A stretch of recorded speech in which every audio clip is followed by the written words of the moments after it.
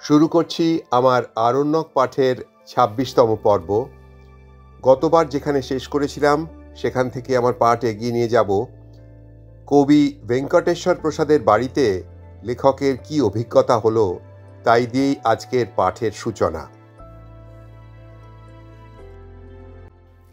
বড় ভালো লাগে এ অঞ্চলের মেয়েদের মুখে এই হিন্দির টানটি। নিজে ভালো হিন্দি বলিতে পারি না বলিয়া আমার কথ্য হিন্দির প্রতি বেজায় আকর্ষণ। বইয়ের হিন্দি নয়, এইসব পল্লী প্রান্তে, পাহাড়তলিতে, বনদেশের মধ্যে বিস্তীর্ণ শ্যামল জব গম ক্ষেতের পাশে চলনশীল চামড়ার রহট যেখানে মহিষের দ্বারা ঘূর্ণিত হইয়া খেতে খেতে জল সেচন করিতেছে, অস্ত সূর্যের ছায়াভরা অপরাহ্নে দূরের নীলাভ শৈলশ্রেণীর দিকে উড়ন্ত বালিহাঁস বা শিল্লি বা বকের দল যেখানে একটা দূর বিসর্পী ভূপৃষ্ঠের আভাস বহন করিয়া আনে, সেখানকার সে হঠাৎ শেষ হইয়া যাওয়া কেমন যেন আধো আধো ভাঙা ভাঙা ক্রিয়াপদ যুক্ত এক ধরনের ভাষা, যাহা বিশেষ করিয়া মেয়েদের মুখে সাধারণত শোনা যায়, তাহার প্রতি আমার টান খুব বেশি। হঠাৎ আমি কবিকে বলিলাম, দয়া করে দু একটা কবিতা পড়ুন না আপনার। ভেঙ্কটেশ্বর প্রসাদের মুখ উৎসাহে উজ্জ্বল দেখাইল। একটি গ্রাম্য প্রেম কাহিনী লইয়া কবিতা লিখিয়াছে, সেটি পড়িয়া শুনাইল।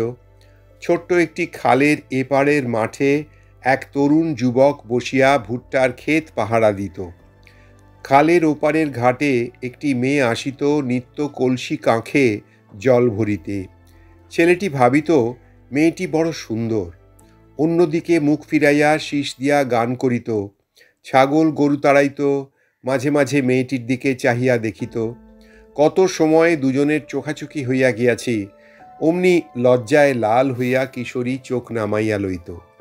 ছেলেটি রোজ ভাবিত কাল সে মেয়েটিকে ডাকিয়া কথা কহিবে। বাড়ি ফিরিয়া সে মেয়েটির কথা ভাবিত, কতকাল কাটিয়া গেল, কত কাল আসিল, কত চলিয়া গেল, মনের কথা আর বলা হইল না। তারপর একদিন মেয়েটি আসিল না, পরদিনও আসিল না। দিন, সপ্তাহ, মাস কাটিয়া গেল। কোথায় সে প্রতিদিনের সুপরিচিতা কিশোরী? ছেলেটি হতাশ হইয়া রোজ রোজ ফিরিয়া আসে মাঠ হইতে। ভীরু প্রেমিক সাহস করিয়া কাহাকেও কিছু জিজ্ঞাসা করিতে পারে না। ক্রমে ছেলেটিকে দেশ ছাড়িয়া অন্যত্র চাকুরি লইতে হইল। বহুকাল কাটিয়া গিয়াছে, কিন্তু ছেলেটি সেই নদীর ঘাটে রূপসী বালিকাকে আজও ভুলিতে পারে নাই। দূরের নীল শৈলমালা ও দিগন্ত বিস্তারী শস্যক্ষেত্রের দিকে চোখ রাখিয়া প্রায়ান্ধকার সন্ধ্যায় এই কবিতাটি শুনিতে শুনিতে কতবার মনে হইল, এ কি ভেঙ্কটেশ্বর প্রসাদেরই নিজের জীবনের অভিজ্ঞতা। কবিপ্রিয়ার নাম রুকমা, কারণ ওই নামে কবি একটি কবিতা লিখিয়াছে, পূর্বে আমাকে তাহা শুনাইয়াছিল। ভাবিলাম, এমন গুণবতী সুরূপা রুকমাকে পাইয়াও কি কবির বাল্যের সে দুঃখ আজও দূর হয় নাই। আমাকে তাঁবুতে পৌঁছিয়া দিবার সময় ভেঙ্কটেশ্বর প্রসাদ একটি বড় বটগাছ দেখাইয়া বলিল, ওই যে গাছ দেখছেন বাবুজি, ওর তলায় সেবার সভা হয়েছিল, অনেক কবি মিলে কবিতা পড়েছিল। এদেশে বলে মুশায়রা। আমারও নিমন্ত্রণ ছিল। আমার কবিতা শুনে পাটনার ঈশ্বরী প্রসাদ দুবে, চেনেন ঈশ্বরী প্রসাদকে? ভারী এলেমদার লোক, দূত পত্রিকার সম্পাদক, নিজেও একজন ভালো কবি, আমায় খুব খাতির করেছিলেন। কথা শুনিয়া মনে হইল ভেঙ্কটেশ্বর জীবনে এই একবারই সভ্য সমিতিতে দাঁড়াইয়া নিজের কবিতা আবৃত্তি করিবার নিমন্ত্রণ পাইয়াছিল, এবং সে দিনটি তাহার জীবনে একটা খুব বড় ও স্মরণীয় দিন গিয়াছে। এত বড় সম্মান আর কখনো সে পায় নাই। ত্রয়োদশ পরিচ্ছেদ। প্রায় ৩ মাস পরে নিজের মহালে ফিরিব। সার্ভের কাজ এতদিনে শেষ হইল। 11 ক্রোশ রাস্তা। এই পথেই সেবার সেই পৌষ সংক্রান্তির মেলায় আসিয়াছিলাম। সেই শাল পলাশের বন, শিলাখণ্ড ছড়ানো মুক্ত প্রান্তর, উঁচু নিচু শৈলমালা, ঘণ্টা দুই চলিয়া আসিবার পরে দূরে দিগ্বলয়ের কোলে একটি ধূসর রেখা দেখা গেল, মোহনপুরা রিজার্ভ ফরেস্ট। এই পরিচিত দিগ্জ্ঞাপক দৃশ্যটি আজ ৩ মাস দেখি নাই। এতদিন এখানে আসিয়া আমাদের লবটুলিয়া ও নাড়া বৈহারের উপর এমন একটা টান জন্মিয়া গিয়াছে, যেন ইহাদের ছাড়িয়া বেশি দিন কোথাও থাকিলে কষ্ট হয়, মনে হয় দেশ ছাড়িয়া বিদেশে আছি। আজ ৩ মাস পরে মোহনপুরা রিজার্ভ ফরেস্টের সীমারেখা দেখিয়া প্রবাসীর স্বদেশে প্রত্যাবর্তনের আনন্দ অনুভব করিলাম। যদিচ এখনও লবটুলিয়ার সীমানা এখান হইতে ৭-৮ মাইল দূরে হইবে। ছোট একটা পাহাড়ের নিচে এক জায়গায় অনেকখানি জুড়িয়া জঙ্গল কাটিয়া কুসুম ফুলের আবাদ করিয়াছিল। এখন পাকিবার সময় কাটুনি জনেরা ক্ষেতে কাজ করিতেছে। আমি ক্ষেতের পাশে রাস্তা দিয়া যাইতেছি, হঠাৎ ক্ষেতের দিক হইতে কে আমাকে ডাকিল, বাবুজি, ও বাবুজি, বাবুজি। চাহিয়া দেখি আর বছরে সেই মঞ্চি। বিস্মিত হইলাম, আনন্দিত হইলাম। ঘোড়া থামাইতেই মঞ্চি হাসি মুখে কাস্তে হাতে ছুটিয়া আসিয়া ঘোড়ার পাশে দাঁড়াইল। বলিল, আমি দূর থেকেই ঘোড়া দেখে মালুম করেছি। কোথায় গিয়েছিলেন বাবুজি? মঞ্চি ঠিক তেমনই আছে দেখিতে, বরং আরও একটু স্বাস্থ্যবতী হইয়াছে। কুসুম ফুলের পাপড়ির গুঁড়া লাগিয়া তাহার হাতখানা ও পরনের শাড়ির সামনের দিকটা রাঙা। বলিলাম, বহুরাবুরু পাহাড়ের নিচে কাজ পড়েছিল, সেখানে ৩ মাস ছিলাম, সেখান থেকে ফিরছি। তোমরা এখানে কি করছো? কুসুম ফুল কাটছি বাবুজি। বেলা হয়ে গিয়েছে, এবেলা নামুন এখানে, ওই তো কাছেই খুপড়ি। আমার কোনো আপত্তি টিকিল না। মঞ্চি কাজ ফেলিয়া আমাকে তাহাদের খুপড়িতে লইয়া চলিল। মঞ্চির স্বামী নকছেদি ভকত আমার আসার সংবাদ শুনিয়া ক্ষেত হইতে আসিল। নকছেদি ভকতের প্রথম পক্ষের স্ত্রী খুপড়ির মধ্যে রান্নার কাজ করিতেছিল, সেও আমাকে দেখিয়া খুশি হইল। তবে মঞ্চি সকল কাজে অগ্রণী। সে আমার জন্যে গমের খড় পাতিয়া পুরু করিয়া বসিবার আসন করিল। একটি ছোট বাটিতে মহুয়ার তৈল আনিয়া আমাকে স্নান করিয়া আসিতে বলিল, চলুন, আমি সঙ্গে করে নিয়ে যাচ্ছি। ওই টোলার দক্ষিণে একটা ছোট্ট কুণ্ডি আছে, বেশ জল। বলিলাম, সে জলে আমি নাইব না মঞ্চি। টোলা শুদ্ধ লোক সেই জলে কাপড় কাচে, মুখ ধোয়ে, স্নান করে, বাসনও মাজে। সেই জল বড় খারাপ হবে। তোমরা কি এখানে সেই জলই খাচ্ছ? তাহলে আমি উঠি, ও জল আমি খাবো না। মঞ্চি ভাবনায় পড়িয়া গেল। বোঝা গেল ইহারাও সেই জল ছাড়া অন্য জল পাইবে কোথায় যে খাইবে না? না খাইয়া উপায় কি? মঞ্চির বিষণ্ণ মুখ দেখিয়া আমার কষ্ট হইল। এই দূষিত জল ইহারা মনের আনন্দে পান করিয়া আসিতেছে, কখনো ভাবে নাই এই জলে আবার কি থাকিতে পারে। আজ আমি যদি জলের অজুহাতে ইহাদের আতিথ্য গ্রহণ না করিয়া চলিয়া যাই, সরল প্রাণ মেয়েটি মনে বড় আঘাত পাইবে। মঞ্চিকে বলিলাম, বেশ, ওই জল খুব করে ফুটিয়ে নাও, তবে খাবো, স্নান করা থাকবে। মঞ্চি বলিল, কেন বাবুজি? আমি আপনাকে 1 টিন জল ফুটিয়ে দিচ্ছি, তাতেই আপনি স্নান করুন। এখনো তেমন বেলা হয়নি, আমি জল নিয়ে আসছি, বসুন। মঞ্চি জল আনিয়া রান্নার জোগাড় করিয়া দিল। বলিল, আমার হাতে তো খাবেন না বাবুজি, আপনি নিজেই রাঁধুন তবে। কেন খাবো না? তুমি যা পারো তাই রাঁধো। তা হবে না বাবুজি, আপনিই রাঁধুন। একদিনের জন্যে আপনার জাত কেন মারব? আমার পাপ হবে? কিচ্ছু হবে না, আমি তোমাকে বলছি, এতে কোনো দোষ হবে না। অগত্যা মঞ্চি রাঁধিতে বসিল।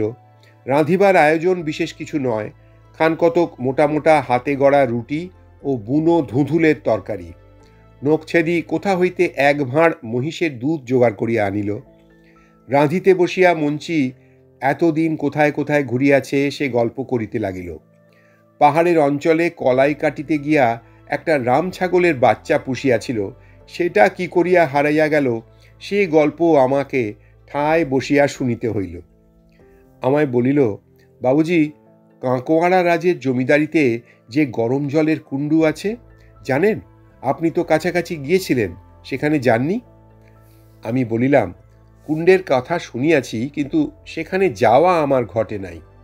মঞ্চি বলিল, জানেন বাবুজি, আমি সেখানে নাইতে গিয়ে মার খেয়েছিলাম, আমাকে নাইতে দেয়নি।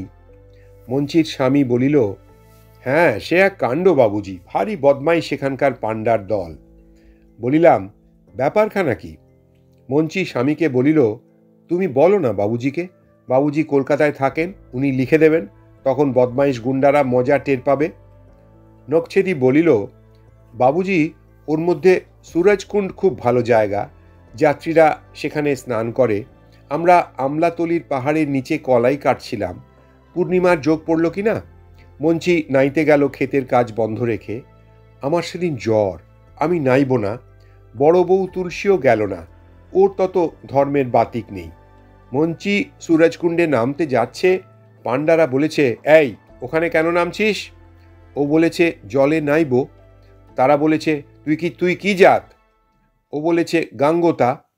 তখন তারা বলেছে, গাঙ্গোতিনকে আমরা নাইতে দিই নে কুণ্ডের জলে, যা, চলে যা। ও তো জানেন তেজি মেয়ে, ও বলেছে, এ তো পাহাড়ি ঝর্ণা, যে সে নাইতে পারে, ওই তো কত লোক নাইছে, ওরা কি সকলে ব্রাহ্মণ আর ছত্রী? বলে যেমন নামতে গিয়েছে, দুজন ছুটে এসে ওকে টেনে হিঁচড়ে মারতে মারতে সেখান থেকে তাড়িয়ে দিলে। ও কাঁদতে কাঁদতে ফিরে এলো। তারপর কি হলো? কি হবে বাবুজি, আমরা গরিব গাঙ্গোতা কাটনি মজুর, আমাদের ফরিয়াদ কে শুনবে?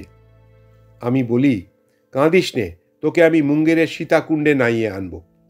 মঞ্চি বলিল, বাবুজি, আপনি একটু লিখে দেবেন তো কথাটা, আপনাদের বাঙালি বাবুদের কলমের খুব জোর, পাজিগুলো জব্দ হয়ে যাবে।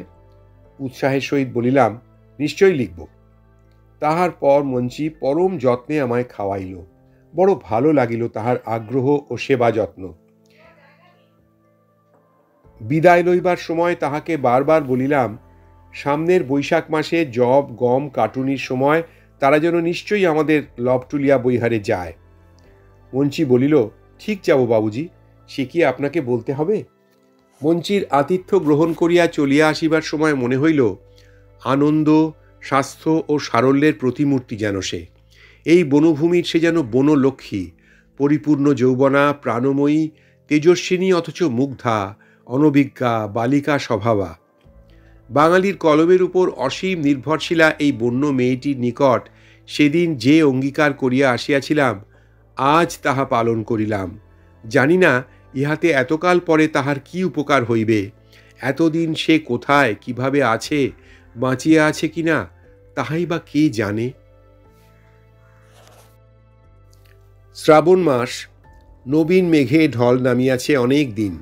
নাড়হা ও লবটুলিয়া বৈহারে কিংবা গ্র্যান্ড সাহেবের বটতলায় দাঁড়াইয়া চারিদিকে চাও, শুধুই দেখো সবুজের সমুদ্রের মতো নবীন কচি কাশবন।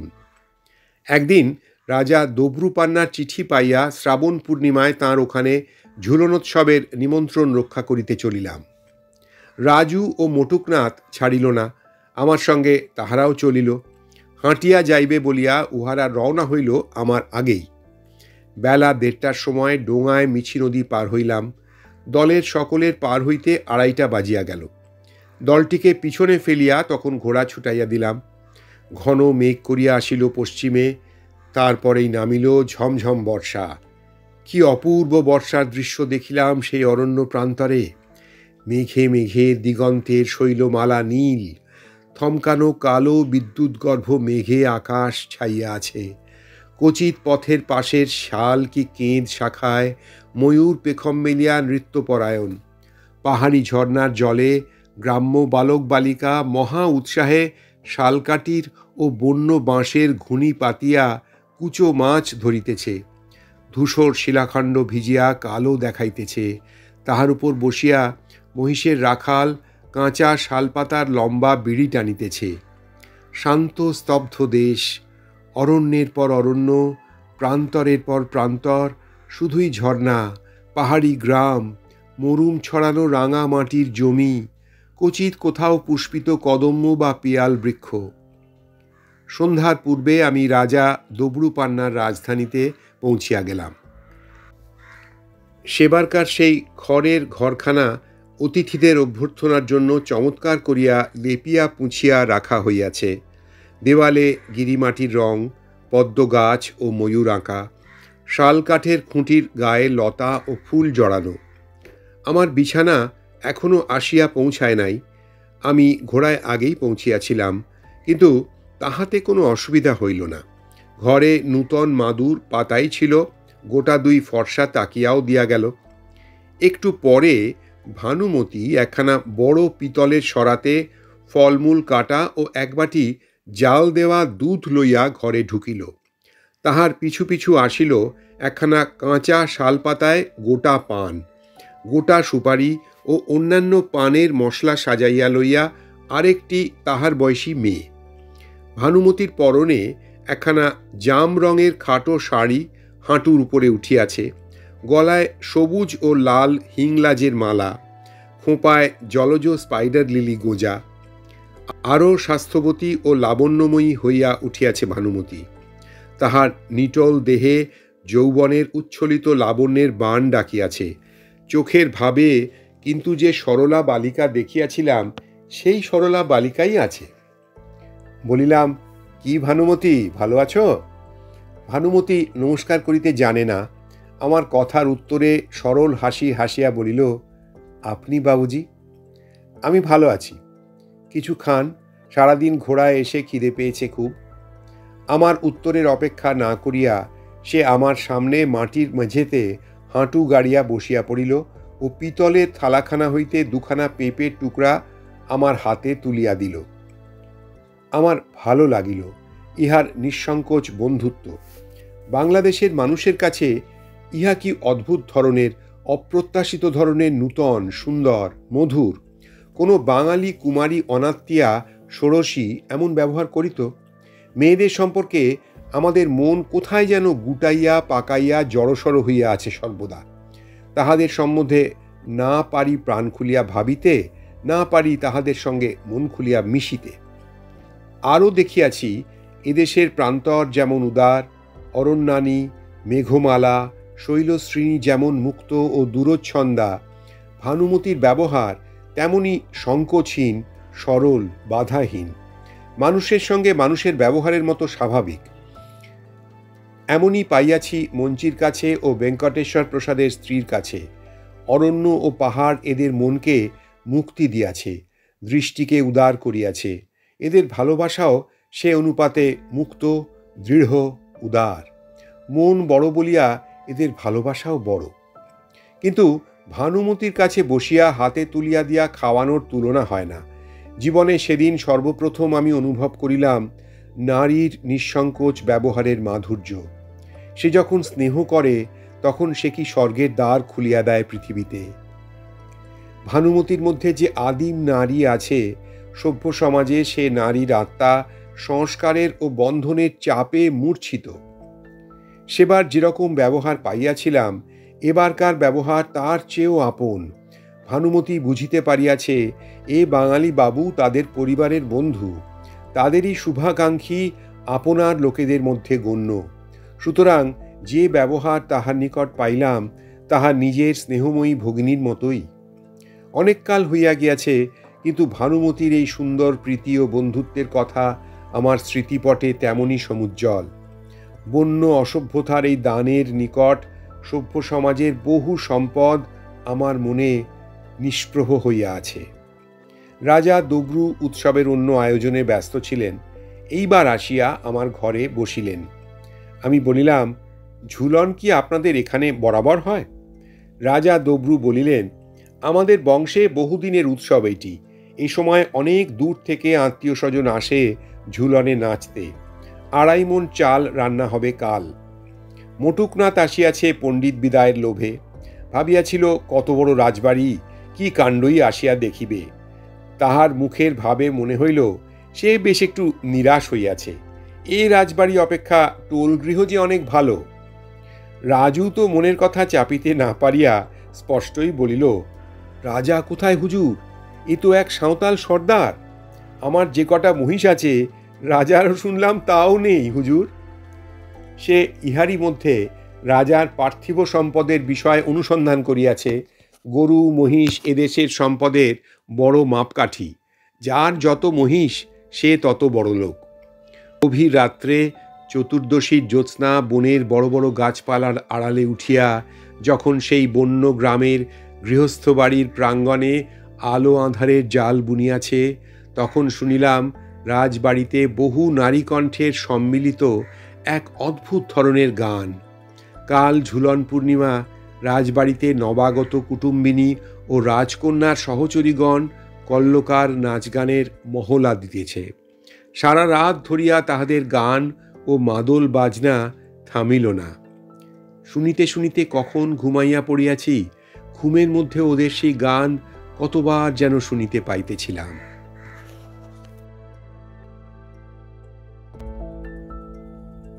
আজকের মতো শেষ করলাম আমার পাঠ। আগামী পর্বে ফিরে আসব লেখকের পরের অভিজ্ঞতার কথা নিয়ে। কেমন লাগছে একটু জানাবেন, আর আমার পাঠ ভালো লাগলে একটা লাইক করে দেবেন এবং আমার চ্যানেলটি সাবস্ক্রাইব করে দেবেন। এরপরে আরণ্যক শেষ করে কিন্তু আমার আরও অন্যান্য পাঠ করার ইচ্ছে রয়েছে, তার মধ্যে ছোট গল্পও থাকবে। সবাই খুব ভালো থাকবেন। নমস্কার।